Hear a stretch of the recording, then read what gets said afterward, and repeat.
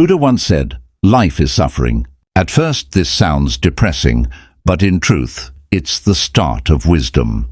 Have you ever wondered why life hurts so much sometimes? Why even when we try to do everything right, suffering still shows up? Buddha once said, "Life is suffering." At first this sounds depressing, but in truth, it's the start of wisdom. Because here's the secret, your pain is not a curse. Your pain is your greatest teacher. It can break you down, or it can build you up. It can chain you, or it can free you. In this journey, I will share how Buddhist wisdom teaches us to turn pain into power, not by denying it, not by running away, but by seeing pain for what it really is, a path. So if you've carried heartbreak, loss, failure, or fear, stay with me. By the end of this, you'll see that your struggles are not wasted. They are shaping you into something unshakable. 1. The reality of pain. Buddha's first teaching after enlightenment was the Four Noble Truths. And the very first truth is simple: there is suffering. We suffer when we lose people we love. We suffer when our health fails. We suffer when dreams collapse. Even when we finally get what we want, we suffer, because nothing lasts forever. Most of us spend our lives resisting this truth. We fight pain, we curse it. But the more we fight, the more it controls us. Think of it this way: pain is like quicksand. The harder you struggle against it, the deeper you sink. But when you learn to stay calm, breathe, and accept that you're in it, then you can slowly find your way out. 2. Pain as a teacher. In Buddhism, pain is not seen as punishment. It is seen as a teacher. Every wound carries a lesson. Every disappointment carries wisdom. If you've ever had your heart broken, you know this truth. At first, it feels unbearable, but over time that pain makes you more compassionate. It teaches you what kind of love is real and what kind of love is fake. If you've ever lost something important, a job, a friend, a dream, then you know that pain teaches resilience. It forces you to adapt, to grow, to discover strength you didn't know you had. Pain is not the end. Pain is the doorway. 3. Mindfulness and pain. Buddha taught mindfulness as a way to face suffering. Mindfulness means paying attention to what is happening right now, without judgment. When you're hurt, your mind wants to run away. It wants to replay the past, or imagine a future where you are safe. But mindfulness says, stay here. Stay with what is. Imagine sitting with your pain as if it were a guest. Not pushing it away, not pretending it isn't there, but saying, I see you. You are here. Teach me what I need to know. This shift is powerful, because once you stop running, your pain loses its power to control you. 4. The story of Kisa Gotami. One of the most powerful Buddhist stories about pain is the story of Kisa Gotami. She was a young mother whose baby had died. Her grief was unbearable. She went from house to house, begging for medicine to bring her child back to life. Finally, someone told her to go see the Buddha. She ran to him, crying, "Please, give me medicine for my child." Buddha told her, "Bring me a mustard seed from a house where no one has ever died." Desperate, she went from door to door.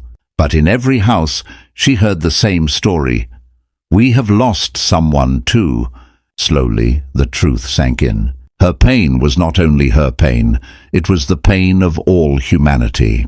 That realization transformed her. She let go of her child's body and began her path as a disciple of the Buddha. What does this story teach us? That pain feels personal, but it is universal. When we see this, our suffering softens. It connects us to others instead of isolating us. Turning pain into compassion.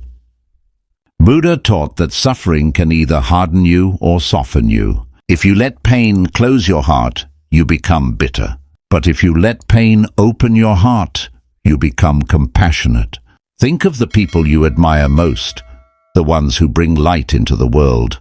Almost all of them went through deep suffering, and instead of letting it destroy them, they used it to serve others. Pain gave them eyes to see suffering in others, and that vision turned into compassion, kindness, and strength. Your pain can do the same for you. 6. Non-attachment and freedom. Much of our pain comes from attachment. We cling to people, things, ideas, And when they change or slip away, we feel torn apart. But the Buddha's teaching is clear. Everything is impermanent. What comes will go. What rises will fall. When you accept this truth, pain still hurts, but it doesn't destroy you. You can hold life gently instead of desperately. Think of it like holding sand in your hand. If you grip too tightly, it slips away. But if you hold it softly, you can feel its presence without losing your peace. 7. The fire of transformation. Pain is like fire. If you fear it, it burns you. But if you understand it, it can forge you. Just like iron becomes steel in the furnace, your character becomes strong through trials. Without pressure, coal never becomes a diamond. Without storms, roots never grow deep.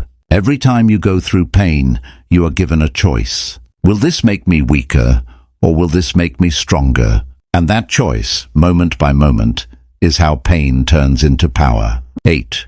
Practical steps from Buddhist teachings. So how can you turn pain into power in daily life? Here are practical Buddhist-inspired steps. 1. Acknowledge it. Say, yes, I am in pain. Do not deny. Do not hide. 2. Breathe with it. Stay mindful. Feel the sensations in your body without judgment. Tercidi impermanence. Remember, nothing lasts forever. Even this pain will pass. 4. Shift perspective. Ask, what is this teaching me? How can I grow from this? 5. Transform it into service. Use your pain to connect with others, to show kindness, to help someone else. Each step moves you from victimhood into wisdom. 9. The power of silence and stillness. Sometimes the best way to deal with pain is not to analyze it, but to sit quietly with it. In silence, pain loses its sharpness. In stillness, the mind finds clarity. Meditation is not about escaping pain. It is about creating space so that pain doesn't control you. When you meditate, you realize, I am not my pain, I am the observer. And that realization alone is power. 10. The ultimate lesson. Pain teaches us the most important truth, that nothing in life is certain. And yet within this uncertainty lies freedom. When you no longer fear pain, you no longer fear life. You can love fully, knowing love may end. You can try boldly, knowing failure may come. You can live deeply, knowing death will arrive one day. This is the ultimate power, to live without fear, because you have made peace with pain. So the next time life hurts, and it will, remember this. You are not being punished, you are being shaped. Your suffering is not meaningless. It is the ground where wisdom grows. Don't run from pain. Sit with it, learn from it, and then rise with it. Because pain does not have the final word. Your response does. And that is where your true power lives. If this teaching spoke to you, share it with someone who may be hurting today. Let them know their pain is not the end, it is the beginning.